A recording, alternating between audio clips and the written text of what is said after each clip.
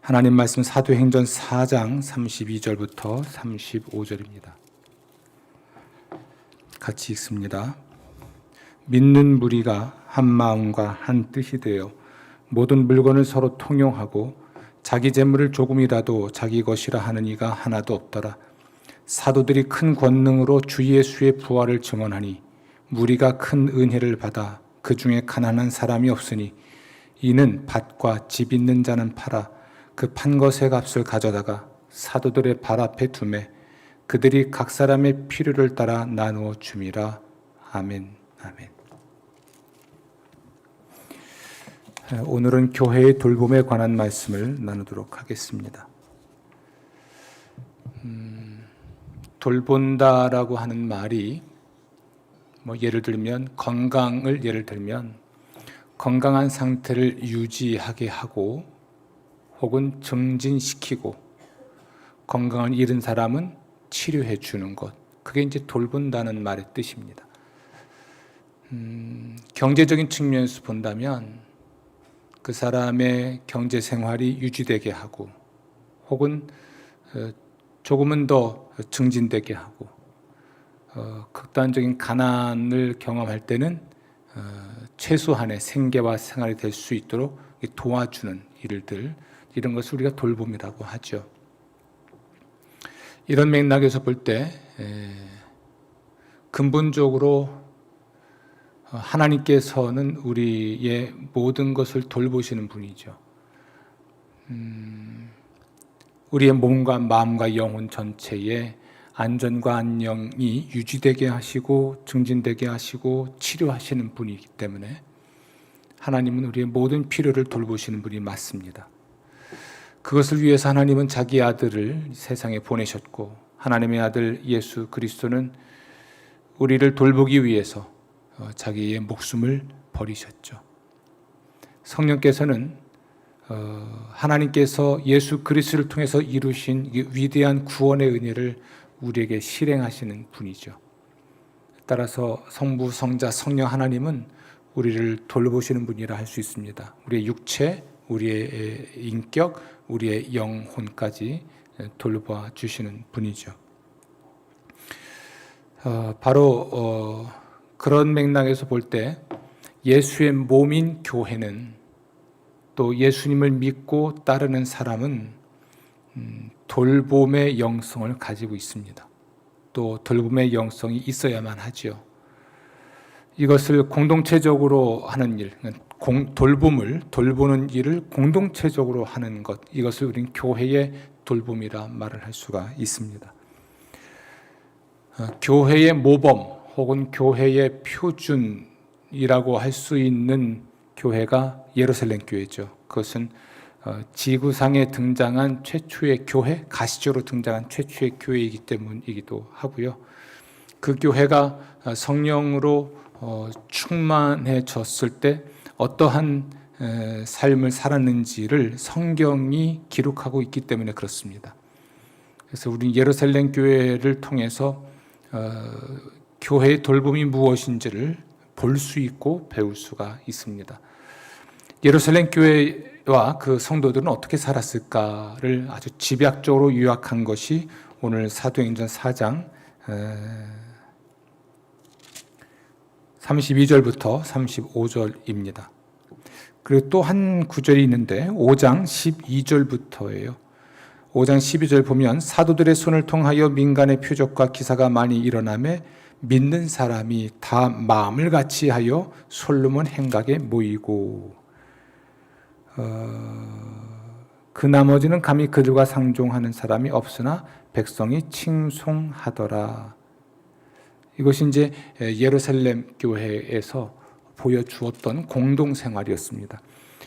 그런데 또 사도행전 2장에 가면 예루살렘 교회가 어떻게 살았는지에 대해서 기록한 말씀이 있는데 그것이 42절, 2장 42절에 기록되어 있습니다.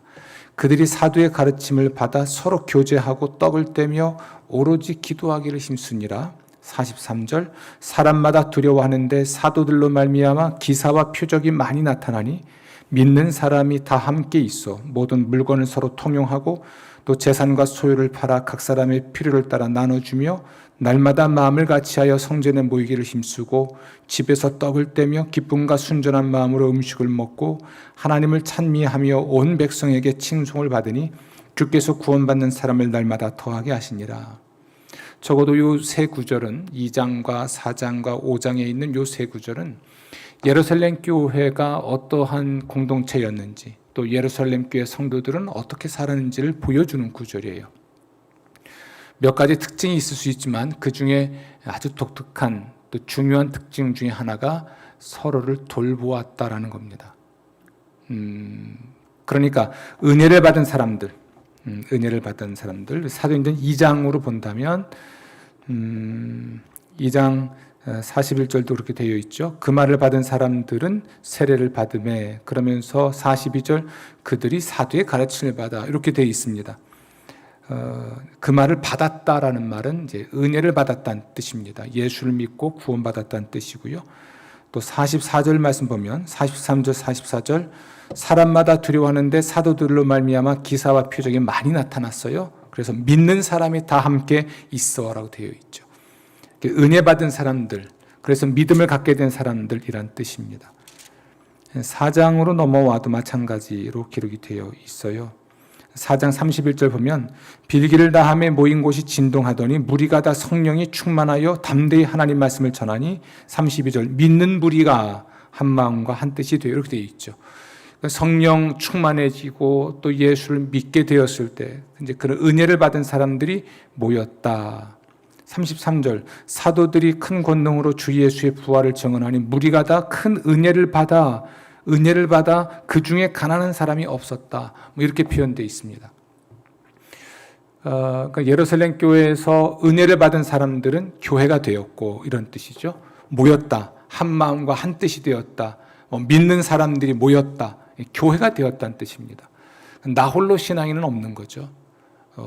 가나안 성도, 우리 시대의 표현을 쓴다면 가나안 성도는 없는 겁니다. 그러니까 믿는 사람들은 모였죠. 교회가 되었고 그들이 또 은혜를 받은 사람들로서 무엇을 했는가라고 기록할 때 여러 가지가 있지만 그 중에 매우 중요하고 독특한 것 하나가 그들 중에는 가난한 사람이 없었다. 왜냐하면 그들은 서로를 돌보았기 때문이죠. 그들은 어떻게 서로를 돌보았습니까? 어떻게 돌보았냐면 우리 4장 말씀 보면 32절 모든 물건을 서로 통용했습니다. 자기 재물을 조금이라도 자기 것이라 하는 이가 하나도 없었어요. 자기 재물을. 또 34절 그 중에 가난한 사람이 없었어요. 왜냐하면 그들이 은혜를 받았기 때문에. 그럼 어떤 일이 있었던 것일까? 그들은 은혜를 받고 모였는데 그들 가운데 가난한 사람이 없었어요. 그리고 모든 물건을 서로 통용했습니다. 그리고 자기 재물을 조금이라도 자기 것이라고 하는 이가 하나도 없었어요. 어떻게 그들은 그런 삶을 살게 되었을까? 아주 실제적인 이야기가 나오는데 34절 밭과 집 있는 자는 팔아 그 판 것의 값을 가져다가 부동산을 팔아서 현금화하고 그 현금을 35절 사도들의 발 앞에 두었다. 교회는 사도들과 선자들의 터 위에 세워져 있습니다. 따라서 사도들의 발 앞에 두었다는 얘기는 사도들이 그 현금을 관리했다는 이야기예요. 집이나 부동산을 팔아서 판 그 현금을 사도들 발 앞에 두었다는 것은 오늘날 헌금했다는 이야기입니다. 부동산을 팔아서 헌금을 했고 교회는 그것을 가지고 교회 안에 있는 성도들의 필요를 따라 나누어 줬다. 그랬더니 교회 안에는 가난한 자들이 없었다. 아멘. 그러니까 사람들은 부동산을 처분했어요. 또 여기서 팔아, 34절 팔아, 또 35절 나누어 줬다, 또는 34절 값을 가져다가, 이런 표현들은 한 번으로 끝났다는 얘기가 아니에요. 반복됐다는 이야기입니다. 그래서 우리가 이렇게 말할 수 있어요. 저마다 자기 집이 있고 자기 경제 생활이 있고 자기 가정도 있었습니다. 그런데 교회의 필요가 발생했을 때, 가난한 사람들 도와야 될 일 같은 것과 같은 것들이 발생했을 때 그들은 늘 반복해서 헌금했다는 이야기예요. 부동산을 처분해야 된다면 그걸 처분하고 헌금을 했고, 그러면 사도들은 그것을 가지고, 이 사도들이라고 되어 있으니까 오늘날로 말하면 목회자의 지도를 받아 교회가 그것을 가지고 가난한 사람들 도운 것이죠. 이때 중요한 것은 자기 재물을 조금이라도 자기 것이라 하는 이가 하나도 없었다는 표현이에요. 그럼 이 사람들은 자기 재물을 누구 거라고 생각했을까요? 근본적으로 그들은 하나님의 것이라고 생각한 것이 맞습니다. 이 돈은 내 돈이 아니다. 이 집도 내 집이 아니다. 누구의 것이다? 하나님이다. 근본적인 생각이고요. 여기서 문맥으로 보면 이렇습니다. 그들이 팔아서 헌금했잖아요. 혹은 부동산을 헌물했거든요. 그랬을 때 헌금을 했던 헌물을 한 것에 대해서는 소유권을 주장하지 않았다는 이야기예요. 내게 아닌 거죠. 우리 이미 다 동의하는 바겠습니다만 헌금한 것은 기본적으로 내가 가진 모든 것은 하나님의 것이고, 그것을 가지고 헌금을 했다면 내 거 아닌 거예요.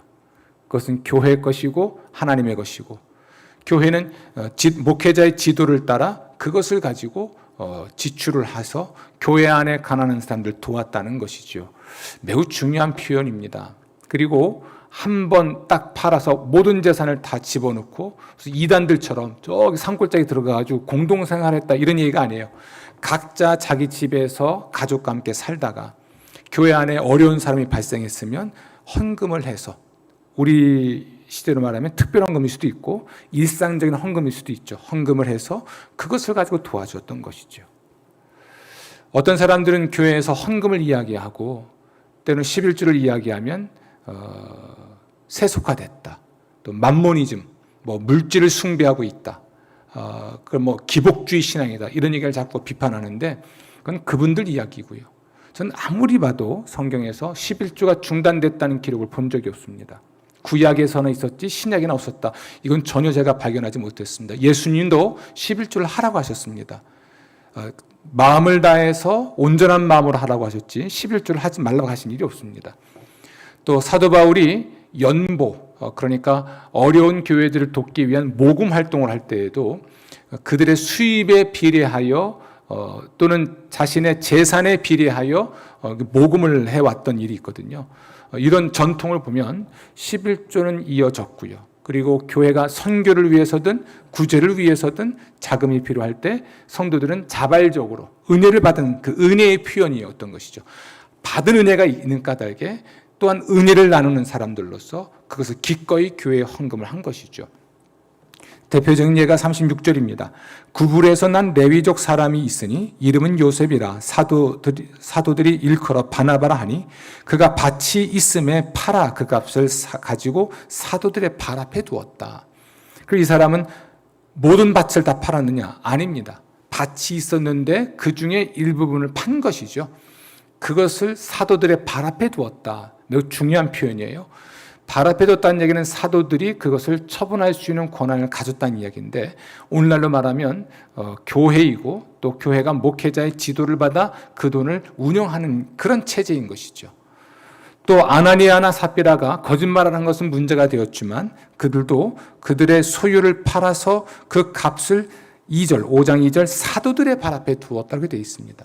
그래서 헌금하는 일은 절대로 세속적인 일이거나 교회가 타락했거나 또는 물질주의에 사로잡혔기 때문이 아닙니다. 사도 바울은 빌립보 교인들에게 보내는 편지에서 자신의 선교를 도왔던 빌립보 교회 성도들에게 그렇게 편지를 보냅니다. 너희들이 나의 선교를 돕기 위해서 보낸 모든 그 재정적인 후원은 하나님이 받으실 만한 향기로운 재물이다 이렇게 표현합니다. 그러니까 사도 바울의 선교를 돕기 위해서 빌립보 교회는 자금을 모아서 선교비를 보냈는데 그것은 하나님이 받으실 만한 향기로운 재물이죠. 따라서 이것은 매우 거룩한 일입니다. 헌금하는 일은 매우 중요하고 거룩한 일인 것이죠. 이렇게 자신의 것을 팔아서 헌금을 하고 그 헌금을 가지고 교회가 선교하거나 구제하는 방식, 이 방식이 교회가 세상을 섬기는 방식이고 교회가 성도 간에 서로 교제하는 방식입니다. 사도행전 2장 42절 말씀 보면 성령의 은혜를 받은 사람들이 무엇을 했는가 하고 정확하게 기록해 놓았는데 사도들의 가르침을 받아 서로 교제했다라고 되어 있습니다. 이 교제한다라고 하는 말은 공동 생활을 했다는 뜻이에요. 헬라어로 보면 공동 생활을 했는데 이 교제는 최소한 두 가지 의미를 갖고 있습니다. 하나는 공동으로 소유했다. 그것은 뭘 소유했는가? 사도 요한과 사도 바울의 입장에 보면 성령의 교제, 하나님과 그의 아들 예수 그리스도와의 교제, 이런 표현으로 봐서 은혜를 공유한 겁니다. 오늘도 아까 읽었지 않습니까? 2장, 4장, 5장의 공통적인 것은 그들이 믿는 자들이 또는 성령 세례 받고 나서 성령이 충만하여 혹은 은혜를 받은 사람들이 모여서 서로 나누었다 돼 있으니까 교제의 기본적인 출발점은 은혜를 같이 받는 겁니다. 그것도 같은 은혜를 받는 거예요. 같은 마음과 같은 뜻이란 표현이 자주 등장하는 것이 그래서 그렇습니다. 4장에 보면 32절 무리가 한 마음과 한 뜻이 되어라고 되어 있지 않습니까? 마음이 하나가 되고 뜻이 하나가 된 것입니다. 그래서 공동체로 모여서 함께 한 마음이 되었습니다. 은혜를 공유했다는 이야기예요. 은혜를 공유했다. 지금 이 시간 우리가 예배당에서든 집에서든 예배를 드리면서 한 사람의 설교를 같은 시간에 듣고 있잖아요. 이 시간이 교제하고 있는 겁니다. 비록 공간은 달라요. 1층도 예배를 드리는 분이 있습니다. 지금 여기 3층도 예배 드리는 분이 있습니다. 그리고 집에서 예배 드리는 분이 있습니다. 충주를 벗어난 저 세종시에서도 예배를 드릴 것이고 저 춘천에서도 예배를 드리고 있습니다. 혹은 어떤 분은 우리 다른 도시에서 이 예배를 드리고 있을 수도 있고 휴가를 간 곳에서 휴가지에서도 이 예배를 드릴 수가 있죠. 공간을 초월해서 같은 사람의 설교를 같은 시간에 들음으로써 우리는 같은 은혜를 공유하죠. 함께 가지는 것, 함께 소유합니다. 이것이 교제의 첫 번째 출발점이에요. 매우 중요한 것이죠. 그 은혜를 함께 공유했을 때에 그 은혜에 의하여 그 은혜가 동기부여가 되어서 그들은 함께 모였고 그 은혜를 받은 은혜 때문에 내게 있는 재산을 팔거나 내게 있는 돈을 헌금을 해서 했고 그것을 가지고 사도들이 또는 오늘날은 목회자가 교회가 목회자의 지도를 받아서 헌금도 하고 선교도 하고 교육도 하고 해왔다는 이야기입니다. 이것이 매우 중요한 신령한 일인 것이죠. 따라서 성도의 교제라고 하는 것은 은혜를 공유하는 일, 함께 소유하는 것과 두 번째로 함께 나누는 것입니다. 은혜를 내가 주께 받았습니다. 그래서 내가 가진 모든 것은 하나님의 것입니다. 소유권이 하나님께 있다고 고백을 하죠. 그런데 함께 은혜를 받고 나니 그 은혜로 인해서 내게 있는 것을 부동산을 팔든지 아니면 부동산 자체를 드리든지 해서 교회에 헌금을 합니다. 그 목적은 교회가 부자가 되기 위함이 아니고 그것을 가지고 선교, 복음을 전하는 사람들을 후원해서 이 복음이 땅끝까지 전파되게 하는 일을 하는 것이고 교회 공동체 안에 있는 가난한 성도들에게 나누어줘서 최소한의 생활이 될 수 있도록 해주는 일, 구제라고 하지요. 이렇게 해서 선교와 구제를 위해서 헌금을 하는 겁니다. 따라서 우리가 혼자 개인적인 차원에서도 우리는 선교를 하고 구제할 수 있습니다. 그러나 공동체적으로 하는 것이 매우 중요한 성서적 원리라 할 수 있어요. 저는 여러분들이 이 헌금하는 일이야말로 매우 중요한 일이고 매우 경건한 일이고 매우 거룩한 일로 여기시길 바랍니다. 그리고 우리는 그것을 통해서 헌금하는 것을 통해서 선교에 동참하고 선교를 하는 겁니다. 그리고 우리는 구제를 하는 것이죠. 여러분들이 헌금하는 행위를 거룩하게 여기지 않고 세속적인 일로 여기는 한 여러분은 신앙생활을 하는데 늘 장애물이 될 것입니다. 무엇이? 헌금이. 그러나 이것이 받은 은혜를 나누는 것으로서 경건하고 거룩한 일로 여긴다면 이것은 자유롭고 기쁜 일이 되는 것이죠. 여러분, 그러므로 교회가 이 돌봄의 사명이 있음을 명심하시고, 이 교회의 돌봄은 복음을 전하는 일, 선교와도 관련되어 있고, 경제적으로 가난한 사람들 돕는 일과도 관련되어 있고, 좀 더 확대한다면 정서적으로 가난한 사람들, 마음이 너무 가난하고 우울하고 힘든 사람들을 돌보아주는 일을 포함할 수가 있는 것이죠. 자, 이렇게 예루살렘 교회가 보여줬던 모범은 오늘날 우리에게도 매우 중요한 모범인데, 그들은 성령의 은혜를 받고 나서 이 일을 실천을 했습니다. 근데 예수님께서도 이걸 자신의 재산과 소유로 돕는 일을 하는 것을 매우 중요하게 여기셨습니다. 매우 거룩한 일로 여기셔서 말씀하셨습니다. 사도행전을 기록했던 누가라고 하는 사람은 자기의 재산과 소유로 누군가를 돌보는 삶에 대해서 기록하기를 누가복음 12장에서 매우 조밀하게 이야기를 엮어냅니다. 12장 13절 말씀 보면, 누가복음 12장 13절 말씀 보면, 어떤 사람이 예수님을 찾아와서 내 형을 명하여 유산을 나와 나누게 하소서라고 부탁을 합니다.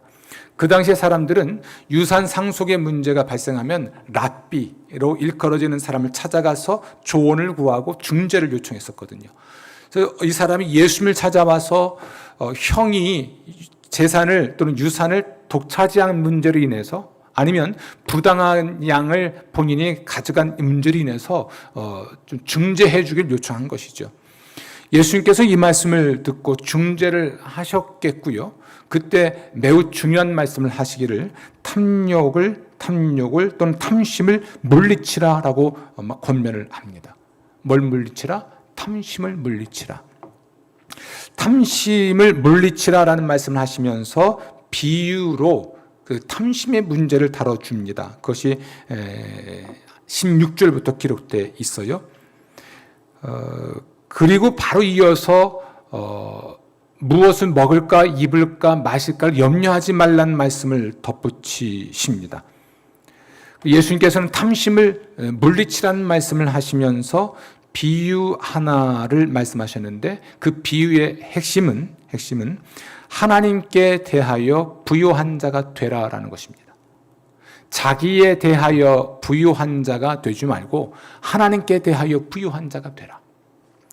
그리고 예수님께서 먼저 그의 나라와 그의 의를 구하라, 하나님의 나라를 구하라 라고 말씀을 하십니다. 아주 의미심장한 말씀을 예수님이 마지막으로 하신 것이 있는데, 그것은 바로 이어서 하시는 말씀인데, 누가복음 12장 33절, 너희 소유를 팔아 구제하라 라고 말합니다. 자, 탐심을 물리치라라고 그랬습니다. 유산 상속 문제를 가지고 예수님을 찾아온 사람에게 말하기를 뭘 물리치라? 탐심을 물리치라. 탐심 때문에 형제 간의 의의가 상하는 거예요. 부모의 유산 문제를 가지고 탐심이 개입되니까, 사실 부모 돈은 내 돈 아닌데 어쨌든 유산으로 받게 되었을 때에 탐심이 생기니까 형제지간의 의의가 상합니다. 그렇죠? 그렇지 않았으면 이 사람이 예수님을 찾아올 일이 없잖아요. 뭔가 문제가 발생했습니다. 누가 되었든지 간에 탐심을 가졌기 때문에 생긴 문제라는 것이죠. 그리고 예수님이 비유를 통해서 말씀하시기를 자기를 위하여 재물을 쌓아놓지만 하나님께 대하여 재물을 쌓을 줄 모르는 사람에 대한 이야기를 하시고, 무엇을 먹을까 입을까 마실까를 염려하기는 대신에 하나님의 나라를 구하라라고 말씀하십니다. 구체적으로 말씀하시기를 그러면 어떻게 하는 것이 하나님 나라를 구하는 것인가, 어떻게 하는 것이 하나님께 대하여 부유한 것인가 라를 말씀하실 때 있는 것을 팔아 구제하라 이렇게 말씀하십니다. 저는 이 말씀을 읽고 묵상하면서 탐심이 뭔가를 생각해 봤습니다. 어떤 사람이 탐심에 사로잡힌 사람일까? 여러분, 탐심에 사로잡힌 사람은 하나님, 자기에 대하여만 부자인 사람이에요. 부자가 탐심이 가득한 사람이 아니에요. 부자가. 언제부터인지 우리 사회는 가진 사람이 죄인이 되는 것 같아요. 재벌이 죄인이 되고, 지식인이 재벌이 되고, 고위 공직자가 재벌이 죄인이 된 듯한 느낌이에요. 정말 그럴까요? 저는 여러분 모두가 부자 되길 원합니다. 아멘들 다 하신 거죠? 부자 되세요. 벌 수 있다면 정당하게 돈을 많이 버세요. 배울 수 있다면 많이 배우세요. 저는 여러분 모두가 전문가가 되길 원해요. 해당 분야의 최고 권위자가 되길 바랍니다. 지식적인 측면이든 기술적인 측면이든 또는 돈에 대한 것이든 권력에 대한 것이든 뭐가 됐든지 간에 최고가 되십시오. 물론 최고가 못됐다고 해서 실패한 건 아닙니다. 지금 어떤 의도인지는 아시겠죠? 부자가 되는 것은 죄인이 아니에요. 부자는 죄인이 아닙니다. 부를 쌓는 것도 죄가 아닙니다. 지식을 쌓는 것도 죄가 아닙니다. 기술을 연마하는 것도 죄가 아닙니다. 우리 음악하는 사람들이 음악적 연주 능력을 탁월하게 하는 것도 죄가 아닙니다. 쌓는 것이 문제는 아닌 거죠. 문제는 자기만을 위하여 쌓는 게 문제인 것이죠. 그래서 저는 탐심이 뭘까? 예수님 말씀을 이렇게 이리저리 생각해 볼 때 답은 하나 나왔습니다. 탐심은 돈이 얼마가 있든 간에, 통장에 10만 원밖에 없든 1억이란 돈이 있든지 간에 자기만을 위한 돈을 가진 사람은 탐심에 사로잡힌 사람이다. 1억을 가진 사람이 탐심에 있는 사람, 1억을 가지고 있지만 이 돈을 하나님께 대하여 부유하게, 하나님을 위하여 쓸 줄 알고 또 예수님 말씀하신 대로 구제를 할 줄 아는 사람이라면 이 사람은 탐심에 사로잡힌 사람이 아니에요. 근데 통장에 10만 원밖에 없다 해도 오로지 이것을 가지고 남 먹고 사는 데만 쓰는 사람은 탐심에 사로잡힌 사람이에요. 하나님을 위하여 쓸 줄 모르고 그 중에 조금이라도 떼어서 구제할 줄 모르는 사람은 욕심쟁이입니다. 예수님 말씀하신 것은 바로 그것이라고 봅니다. 예수님 말씀대로라면 하나님의 나라를 위하여 자기 돈을 쓸 줄 모르는 사람, 무엇을 먹을까 입을까 마실까 하여 그것을 구하고 간구하는 사람, 오로지 자신의 안전과 안녕만을 위해서 기도하고 그걸 얻기 위해 노력하고 그것 때문에 근심하는 사람은 탐욕에 사로잡힌 사람이에요. 아무리 가난해도, 아무리 부자여도, 아무리 큰 재벌이라 할지라도 그것을 하나님을 위하여 쓸 줄 알고 이웃을 위하여 쓸 줄 아는 사람은 그 사람 탐심에 사로잡힌 사람이 아닌 겁니다. 이 탐심의 문제와 아울러서 그러면 이 탐심을 치료할 수 있는 것이 뭘까? 거꾸로 생각하면 돼요. 탐심을 치료하는 또는 탐심을 물리치는 방법 또는 탐심에 사로잡히지 않을 수 있는 그 예방하는 방법이 뭐냐? 하나님을 위하여 쓰는 겁니다. 또 이웃을 위해 쓰는 겁니다. 그래서 우리가 탐심에 사로잡히지 않고 탐심의 노예가 되지 않는 방식은 내게 있는 나의 재산과 나의 소유를 그 중에 일부분을 혹은 필요할 때마다 팔든지 있는 그대로 가지고 하나님 나라를 위하여, 다시 말하면 선교를 위하여, 예수의 복음을 위하여 혹은 교회를 위하여 필요로 할 때 파는 거죠. 혹은 헌금을 하는 것입니다. 그리고 가난한 이웃을 위하여 쓰는 거죠. 혼자 할 수 있지만 저는 여러분들이 그런 길을 가길 바라는데 나 혼자 하는 것도 매우 좋지만 교회를 통하여 하는 것이 성경적 원리입니다. 개인의 삶에서 실천하는 것은 기본적으로 하십시오. 그러나 그것을 교회를 통하여 하지 않고 마치 교회가 돈을 허투른 데 쓰는 것처럼 혼자 생각하는 거죠. 그리고 교회가 굉장히 부조리한, 돈에 대해서는 부조리한 공동체인 양 착각하고 헌금하지 않고 혼자 쓰는 사람이 있습니다. 혼자 선교비 보내고 혼자 구제하고 이제 월드 미션 같은데 어려운 사람, 우리 아프리카나 이런 난민들을 위해서 돈을 쓴다고 보내준 사람이 있습니다. 해야 하죠. 나쁘지 않습니다. 그리고 무슨 사회 무슨 모금하는데 또 기부하는 분들 있습니다. 매우 중요하고 괜찮은 일입니다. 우리 그리스도인인데 문제는 헌금하지 않고 교회가 이 일을 할 수 있도록 촉진시키지 않는다는 거죠. 우리 교회는 부자라서 나 하나쯤이 아닙니다. 모든 성도가 다 그렇게 생각하는 순간 교회는 아무것도 없는 곳이 됐죠. 어쨌든 우리가 직접 선교할 수 있고 또는 직접 구제할 수 있는 방식은 헌금하는 방식이죠. 예수님께서 그것을 말씀하신 겁니다. 자기만을 위하여 돈을 쓰고 자기만을 위하여 재물을 쌓아놓는 사람, 어리석은 사람이다. 왜냐하면 예수님이 이렇게 말씀을 곁들이셨는데요. 누가복음 12장에서 12장 33절 말씀입니다. 너희 소유를 팔아 구제하여 낡아지지 아니하는 배낭을 만들라. 곧 하늘에 둔 바 다함이 없는 보물이니 거기는 도둑도 가까이 하는 일이 없고 좀도 먹는 일이 없느니라. 너희 보물이 있는 곳에는 너희 마음도 있으리라. 아멘. 예수님께서는 보물의 문제와 마음의 문제를 연결합니다. 보물이 있는 곳에 마음이 있어요. 보물이 있는 곳에 뭐가 있습니까? 마음이 있어요. 그렇죠? 마음이 있는 곳에 보물이 있는 건 성립이 안 됩니다. 근데 보물이 있는 곳에 마음이, 이건 당연지사인 것 같습니다. 여러분,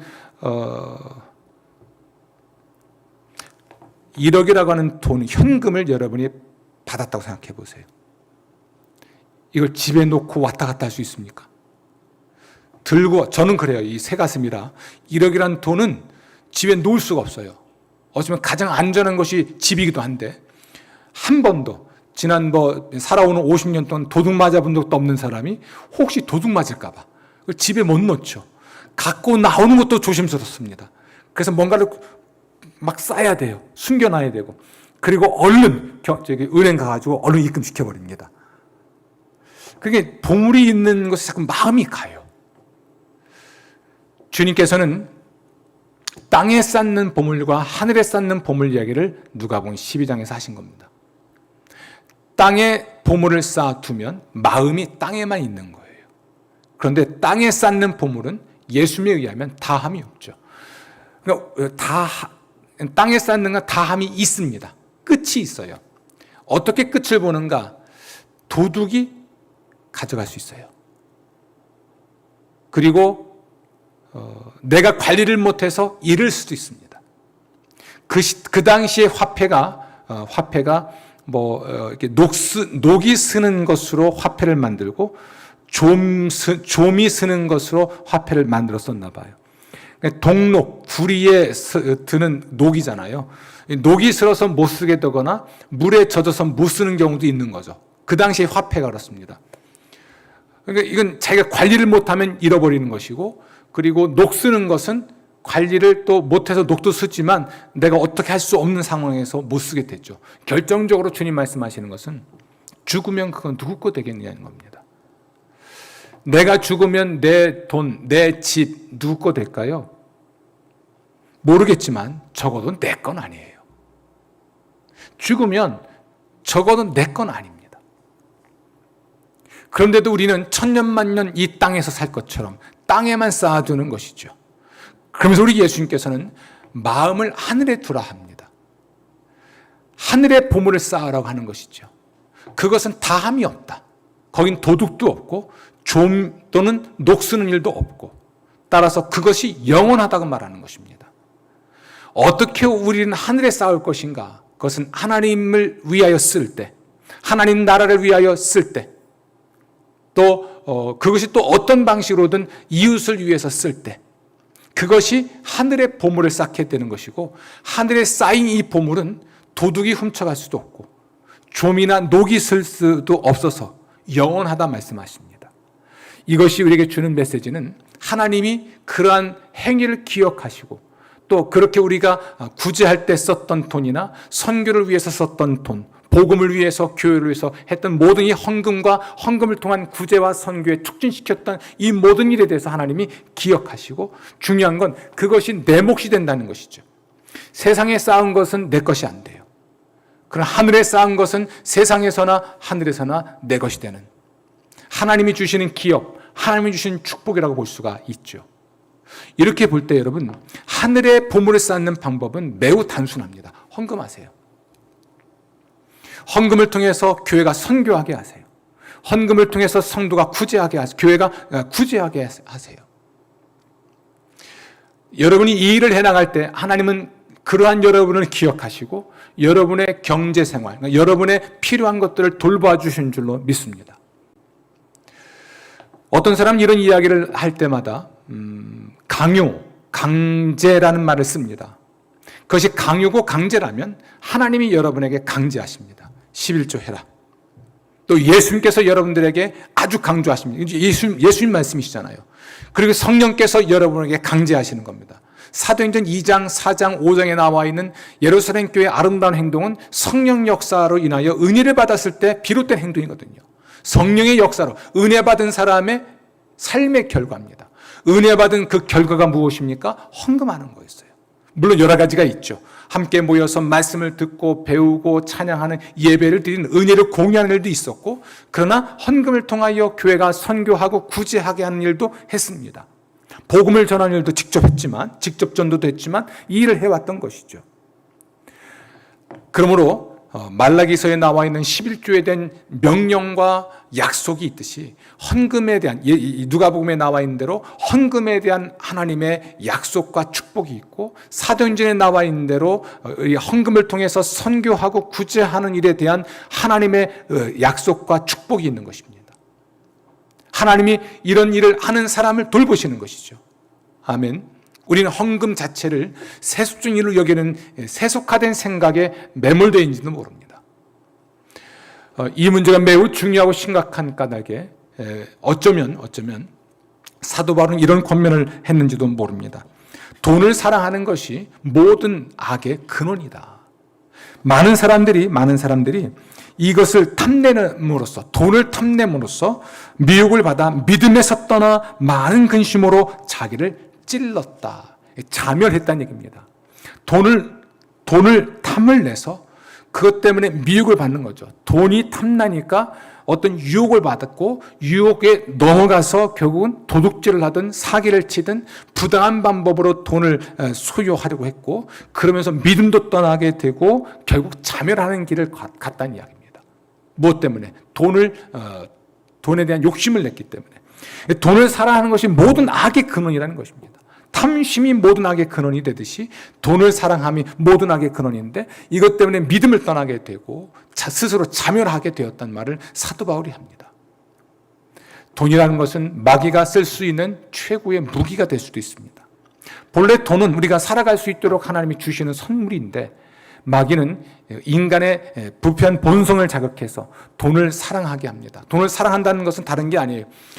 열흘 만에 저에게 목사님 뭐가 필요하세요? 물으면 저는 돈이요 이렇게 말을 할 겁니다. 목사님에게 중요한 게 뭐예요? 전 돈이요 이렇게 말할 겁니다. 목사님 좋아하는 게 뭐예요? 저 돈이요 이렇게 말할 겁니다. 돈이 필요합니다. 그래서 중요하죠. 돈이 유익합니다. 그래서 저는 돈을 사랑합니다. 중요합니다. 제겐 돈이. 문제는 왜 돈이 필요하고 왜 돈이 중요한가인 것이죠. 저에게 왜 돈이 필요한가라는 겁니다. 이 돈을 어떻게 쓸 거냐의 문제거든요. 하나님 나라를 위해서 써야 합니까? 건강 필요하고 중요하죠. 저는 건강을 소중히 여깁니다. 왜 그렇습니까? 하나님 나라를 위해서 살아야 되거든요. 돈도 그래요. 물질이니까. 몸도 물질에 대한 거잖아요. 건강이 왜 필요하고 중요합니까? 왜 소중히 여기십니까? 하나님 나라를 위해서 살아야 되니까. 복음을 전하는 일을 해야 하니까. 누군가를 도와야 되니까. 저는 건강해야 하는 사람입니다. 그래서 저는 건강을 소중히 여기고 건강을 사랑하고 건강을 귀히 여깁니다. 돈도 마찬가지예요.